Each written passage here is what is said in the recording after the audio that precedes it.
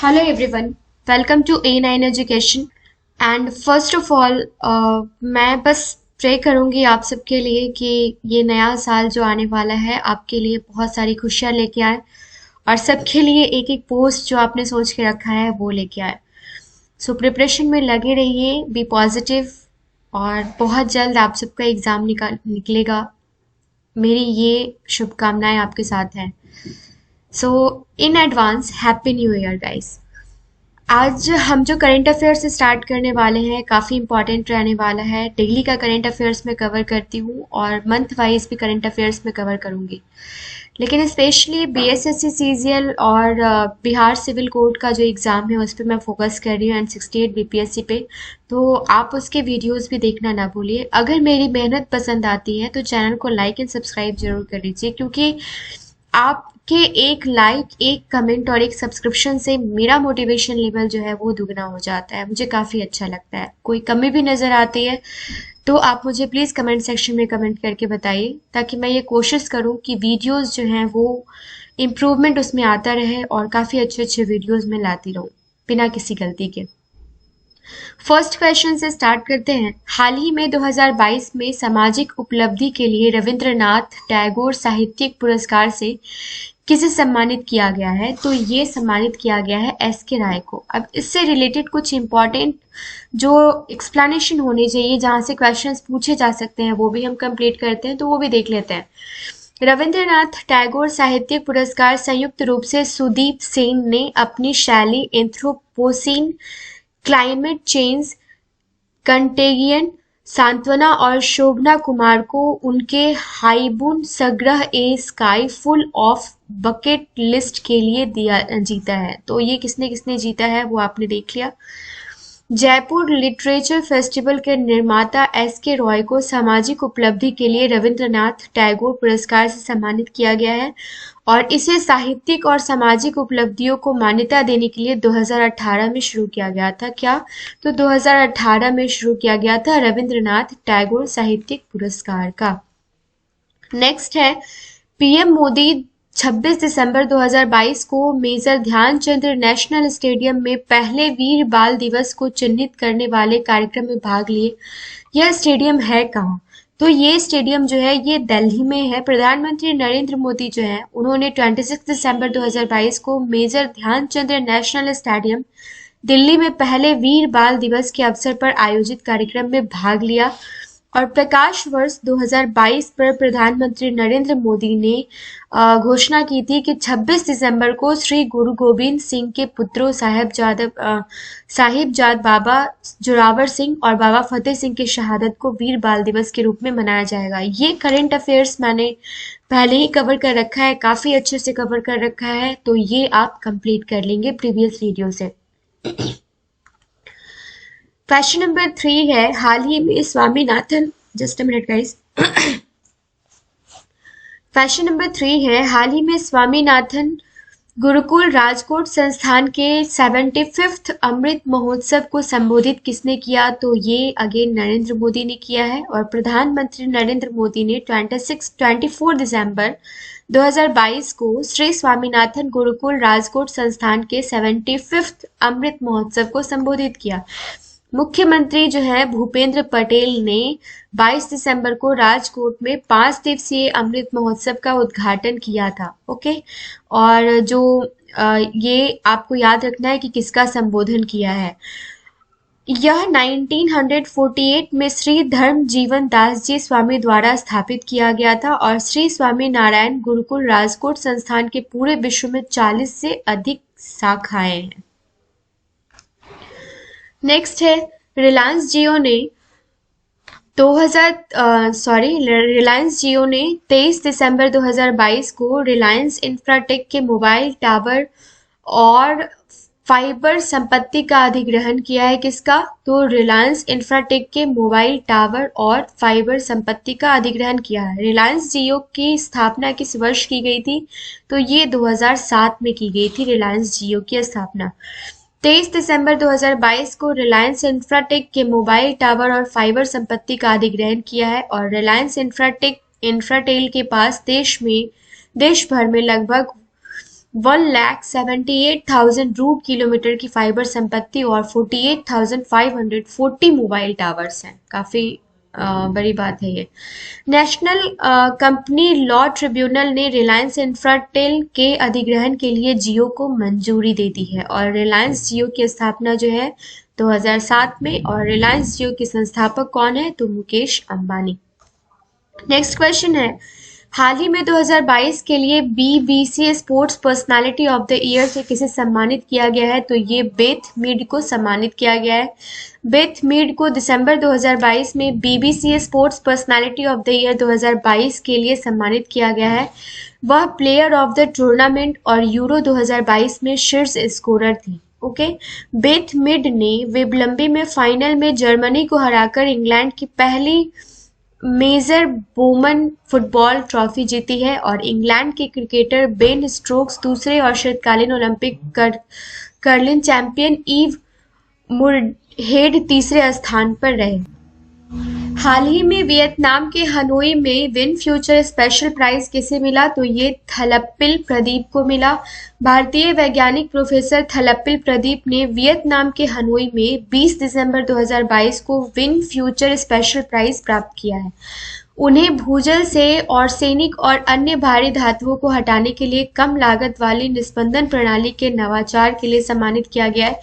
हालांकि एक क्वेश्चन हमने पहले भी कंप्लीट किया है, लेकिन कुछ इसके एक्सप्लेनेशंस रह गए थे जिसकी वजह से आज मैंने फिर से इसको इंक्लूड किया है।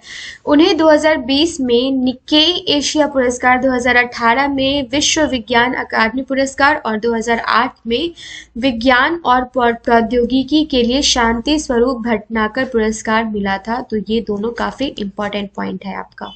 नेक्स्ट है, हाल ही में नागर विमानन महानिदेशक द्वारा भारत के किस पहले कृषि मध्यम श्रेणी ड्रोन को प्रमाणन प्रदान किया गया है? तो ये मारुत ड्रोन को किया गया है। अब जो इम्पोर्टेंट पॉइंट्स है जो अभी न्यूज़ में है और आपके एग्जाम्स में आ सकते हैं वो भी देख लेते हैं। केंद्रीय वित्त मंत्री निर्मला सीतारमण ने कहाँ पर स्थित राष्ट्रीय सीमा शुल्क और जीएसटी संग्रहालय को राष्ट्र को समर्पित किया है? तो ये गोवा में किया है। सेकंड है, कामाख्या मंदिर किस राज्य में स्थित है जहां वार्षिक रूप से अंबुबाची मेले का आयोजन किया जाता है? तो ये असम में है। थर्ड हमारा है, बिम्स्टेक टेक्नोलॉजी ट्रांसफर फैसिलिटी की स्थापना कहाँ की जाएगी? तो कोलंबो में की जाएगी। सी, I know these all points are not related to each other, but these all points are in news. So these all things are very important to your upcoming exams. So just complete this on all things. And अगर आपको नहीं आता है तो बहुत अच्छी बात है, नहीं आता है तो एक शॉर्ट नोट्स बनाइए और इन सारी चीज़ों को नोट डाउन कर लीजिए। बिम्स्टेक टेक्नोलॉजी ट्रांसफर फैसिलिटी की स्थापना कहाँ की जाएगी? तो ये कोलंबो में किया जाना है। और चर्चा में रहा I2U2 समारोह में कौन इंडिया, इजराइल, यूएई और अमेरिका के देश शामिल है? ये आप मुझे कमेंट सेक्शन में बताइए। रीज़न क्या है? ये मैंने तो यहाँ पे आंसर दे ही दिया है कि I2U2 समारोह में कौन से देश शामिल हैं? तो ये इंडिया, इजराइल, यूएई और अमेरिका शामिल है। काफ़ी इंपॉर्टेंट क्वेश्चन है ये। हाल ही में भारतीय चुनाव आयोग द्वारा प्रवासी मतदाताओं की भागीदारी बढ़ाने के लिए किस मशीन का विकास किया गया है? तो ये RVM remote electronic voting machine का विकास किया गया है। भारतीय रेलवे और किस संस्थान ने भारत का पहला स्वदेशी हाइपरलूप विकसित करने की साझेदारी की है? तो ये IIT मद्रास ने की है। चर्चा में रहा सिरपुरकर जांच समिति किससे संबंधित है? तो ये दिशा रेप इनकाउंटर केस से संबंधित है। कौन सा? सिरपुरकर जांच समिति। किसने फ्रेंच ओपन 2022 में महिला सिंगल्स का खिताब जीता है? तो ये जीता है ईवा स्विटेक, पोलैंड की रहने वाली है। सिंगल यूज प्लास्टिक बैग योजना किस राज्य सरकार ने शुरू की है? तो ये हिमाचल प्रदेश ने स्टार्ट की है।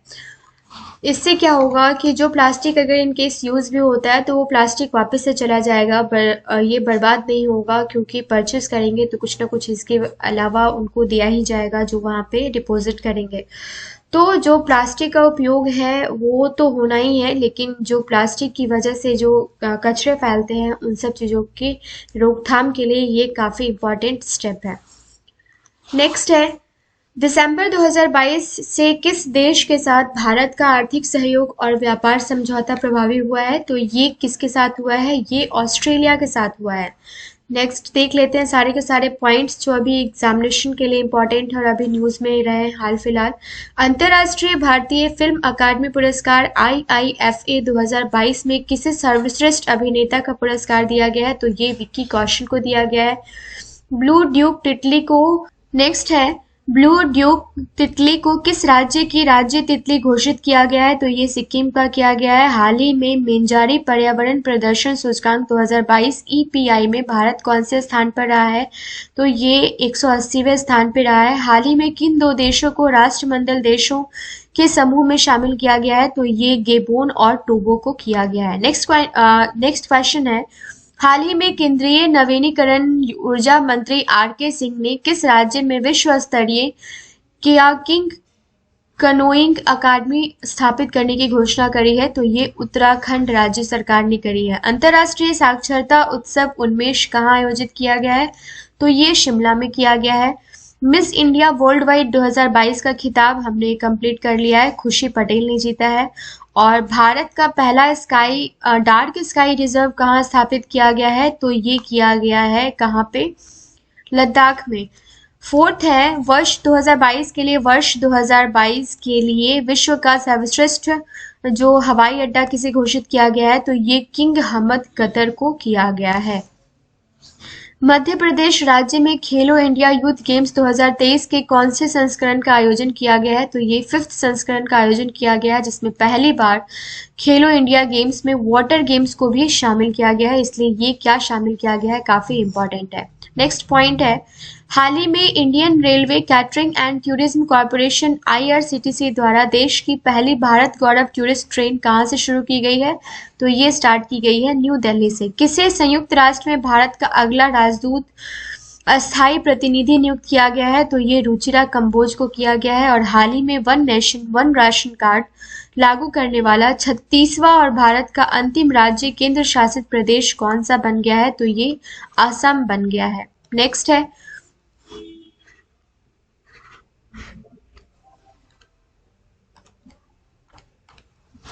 भारतीय सेना के इंजीनियर इन चीफ पद पर किसे नियुक्त किया गया है? अपॉइंटमेंट है, इसलिए काफी इंपॉर्टेंट है। अरविंद वालिया को अपॉइंट किया गया है। भारत का संचार उपग्रह GSAT 24 का सफल परीक्षण कहाँ किया गया है? तो ये फ्रेंच गुयाना में किया गया है। और हाल ही में आयोजित ब्रिक्स के 14वें शिखर सम्मेलन 2022 की अध्यक्षता किसके द्वारा की गई है? तो ये चाइना के द्वारा की गई है। किसने रणजी ट्रॉफी 2021-22 का खिताब जीता है? तो ये MP ने जीता है। और नेक्स्ट क्वेश्चन है, हाल ही में राष्ट्रीय अटल सम्मान पुरस्कार 2022 से किसे प्रदान किया गया है? तो ये कन्हैया मित्तल को किया गया है और यशपाल शर्मा और प्रभुचंद्र मिश्र को किया गया है। फर्स्ट क्वेश्चन ही आप इसको लेंगे, G7 के 48वें शिखर सम्मेलन आयोजन कहाँ किया गया है? तो ये जर्मनी में किया गया है। चर्चा में रहा दाविंची मिशन का संबंध किससे है? तो ये नासा से है। काफी इंपॉर्टेंट क्वेश्चन है ये, आप प्लीज नोट डाउन कर लेंगे। हाल ही में जानवरों के लिए विकसित किए गए देश के पहले कोविड रोधी टीके का नाम क्या है? तो ये आप मुझे कमेंट सेक्शन में बताइए। इनको वैक है या फिर क्या है, ये आप मुझे बताइए, या फिर एनको वैक है, ये आप मुझे बताइए, क्योंकि हमने पहले कंप्लीट कर रखा है। हाल ही में किसे मनरेगा लोकपाल नियुक्त किया गया है? तो ये NK ओझा को नियुक्त किया गया है।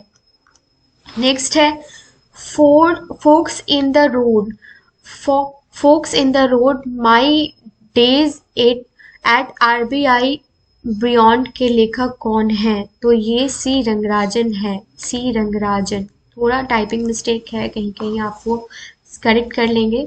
फोक्स in the road my days at RBI beyond के लेखक कौन है? तो C रंगराजन है।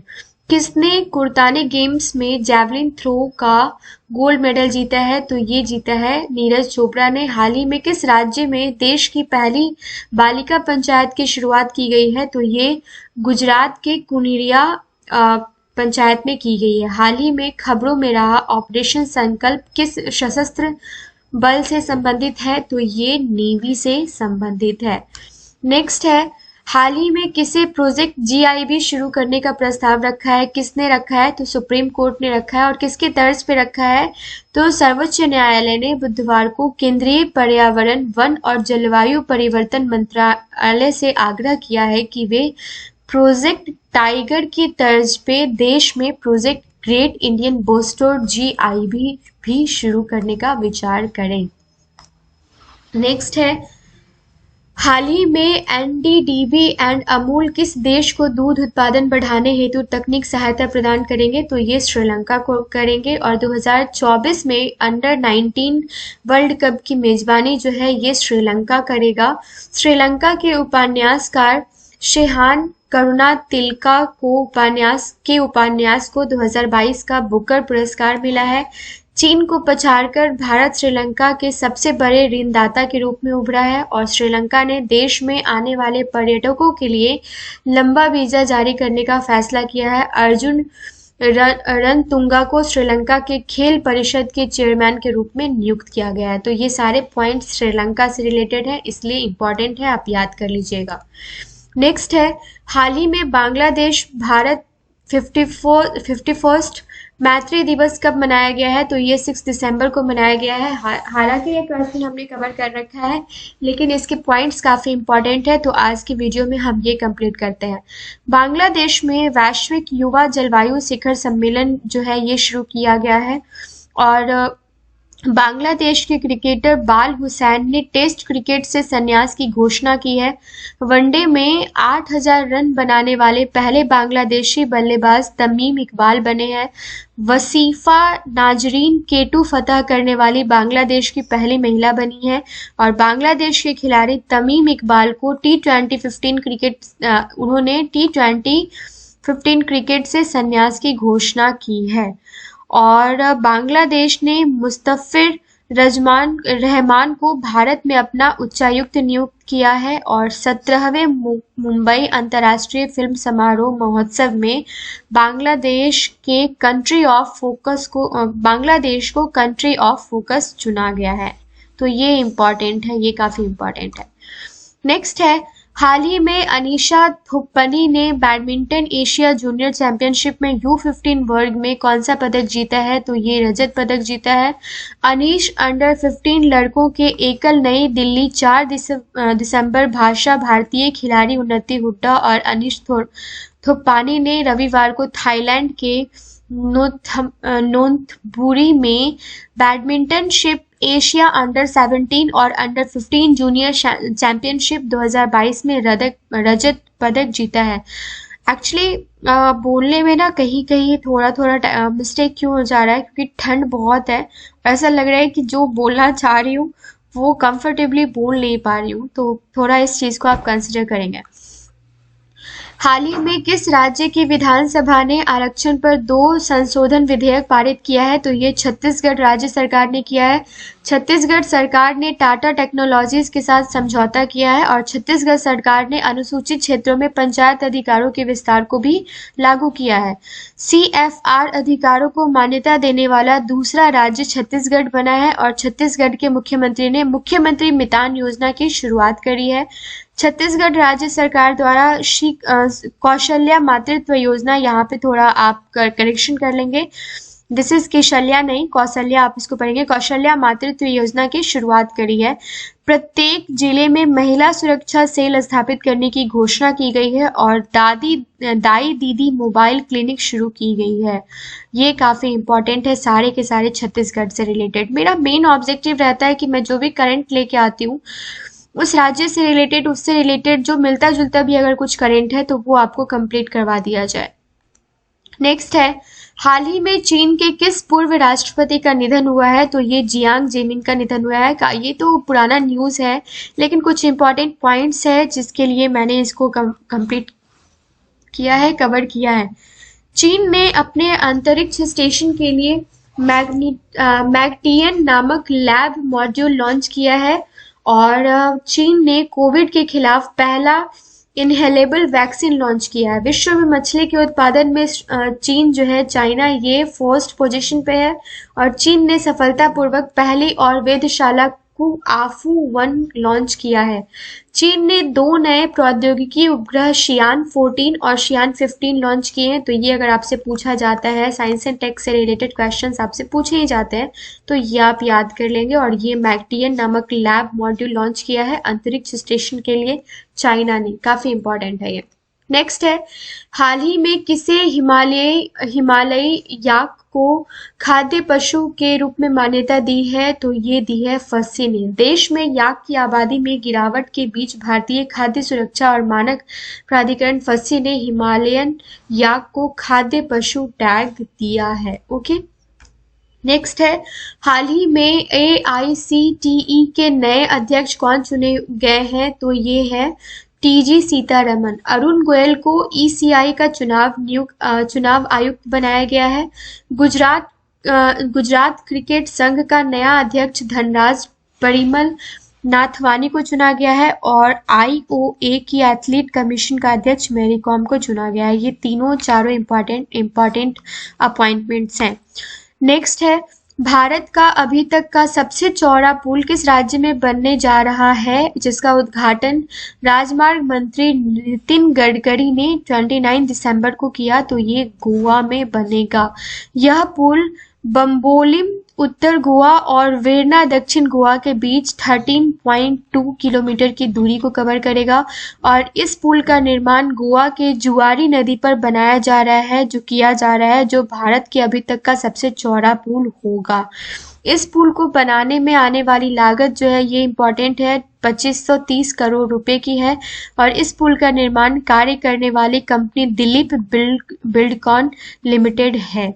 नेक्स्ट है, अब यहाँ से 40 क्वेश्चंस जो है ये वन लाइनर हम कवर करेंगे, काफी इंपॉर्टेंट रहने वाला है, इसलिए कि क्वेश्चन को आप ध्यान से देखिएगा। जिसमें से 10 क्वेश्चंस हम जी न्यूज से डायरेक्टली लेते हैं, क्योंकि उनका रोज का 10 क्वेश्चंस स्टूडेंट्स के लिए होता है, जो काफी इंपॉर्टेंट होता है। किसके द्वारा पहला वैश्विक समुद्री पर्यटन उद्योग मंच ग्रीन फिन हब लॉन्च किया गया है? तो ये संयुक्त राष्ट्र पर्यावरण कार्यक्रम के द्वारा किया गया है। केंद्रीय कृषि और किसान कल्याण मंत्री नरेंद्र सिंह तोमर द्वारा बताए गए आंकड़ों के अनुसार कौन सा राज्य प्रति कृषक परिवार की उच्चतम औसत मासिक आय के साथ शीर्ष पर रहा है? तो ये मेघालय रहा है अपने देश में। अंतर्राष्ट्रीय हॉकी महिला संघ द्वारा किस महिला हॉकी खिलाड़ी को rising player of the year 2021-2022 से सम्मानित किया गया है, चुना गया है? तो ये मुमताज खान को किया गया है। रूस ने उन देशों पर तेल आपूर्ति का प्रतिबंध लगाने की घोषणा की है जिन्होंने यूक्रेन में मॉस्को के आक्रमण के खिलाफ रूसी तेल और पेट्रोलियम उत्पादों पर प्राइस कैप लागू की है। फरमान किस महीने तक लागू रहेगा? तो ये जुलाई 2023 तक लागू रहेगा। संयुक्त राज्य अमेरिका किस देश को पैट्रियट मिसाइल रक्षा प्रणाली भेजने की योजना को अंतिम रूप दे रहा है? तो ये ऑब्वियसली आप तो इसको ऑप्शन से भी एलिमिनेट कर सकते हैं, यूक्रेन को दे रहा है। नेक्स्ट क्वेश्चन है, किसने भारत में बैंकों से संबंधित सांख्यिकी तालिकाएं 2021-2022 शीर्षक से अपना वेब प्रकाशन जारी किया है? तो ये RBI ने किया। किस अभिनेता निर्माता को 2022 के लिए IFFI Indian film personality of the year award से सम्मानित किया गया है? तो ये चिरंजीवी कोनिडेला को किया गया है। भारत ने किस देश के साथ यंग प्रोफेशनल्स स्कीम शुरू करने की घोषणा की है? तो ये ब्रिटेन के साथ की है। और भारत और किस देश के मध्य white shipping for information exchange समझौता हुआ है? तो ये न्यूजीलैंड के साथ हुआ है। हाल ही में किसे यूनिसेफ द्वारा प्रतिरक्षण चैंपियंस पुरस्कार दिया गया है? तो RJ उमर को दिया गया है। नेक्स्ट है, लोकायुक्त विधेयक 2022 पारित करने वाला पहला राज्य कौन बना है? तो ये महाराष्ट्र बना है। किस राज्य में 2 साल बाद धनु यात्रा का आयोजन हुआ है? तो ये उड़ीसा में हुआ है। किसे इम्यूनोलॉजी में यूरोप की शीर्ष प्रतिभाओं के रूप में सम्मानित किया गया है? तो ये महिमा स्वामी को किया गया है। किसे ICC इमर्जिंग प्लेयर अवार्ड के लिए नामित किया गया है? तो ये अर्शदीप सिंह को, यास्तिका भाटिया और रेणुका सिंह को किया गया है। सवाल जो 5 नंबर क्वेश्चन है, हाल ही में किस देश में पहली मेट्रो सेवा शुरू की गई है? तो ये बांग्लादेश में शुरू की गई है। नेक्स्ट है, राष्ट्रपति द्रौपदी मुर्मू ने किस राज्य के 2 मंदिरों में प्रसाद परियोजना की आधारशिला रखी है? तो ये तेलंगाना में रखी है। किस आईआईटी ने वाटर क्यूएस एजुकेशन अवार्ड 2022 जीता है? तो ये आईआईटी मद्रास ने जीता है। आदिवासी मंत्रालय ने फ्यूचर इंजीनियरिंग प्रोग्राम के लिए किसके साथ साझेदारी की है? तो ये अमेजन के साथ की है। हाल ही में कहाँ पहला अंतर्राष्ट्रीय समुद्र तट महोत्सव आयोजित किया गया है? तो ये केरल में किया गया है। और भारत और किस देश के बीच मुक्त व्यापार समझौते लागू हुए हैं? तो आज हमने ये कवर किया है ऑस्ट्रेलिया के साथ, और भारत और ऑस्ट्रेलिया में हुआ है ये समझौता। तो ये थे आज के 27 स्लाइड्स और काफ़ी सारे क्वेश्चंस आज हमने कंप्लीट किए हैं। बहुत सारे पुराने क्वेश्चंस थे लेकिन उसके एक्सप्लेनेशन रह गए थे जो हमने आज इस वीडियो में कंप्लीट किया है। मुझे कमेंट सेक्शन में कमेंट करके बताइए कि ये वीडियोस आपको कैसे लग रहे हैं या फिर इसमें किसी सुधार की ज़रूरत है, तो वो भी मुझे कमेंट सेक्शन में कमेंट करके बताइए। मिलते हैं नेक्स्ट वीडियो में। Thank you so much.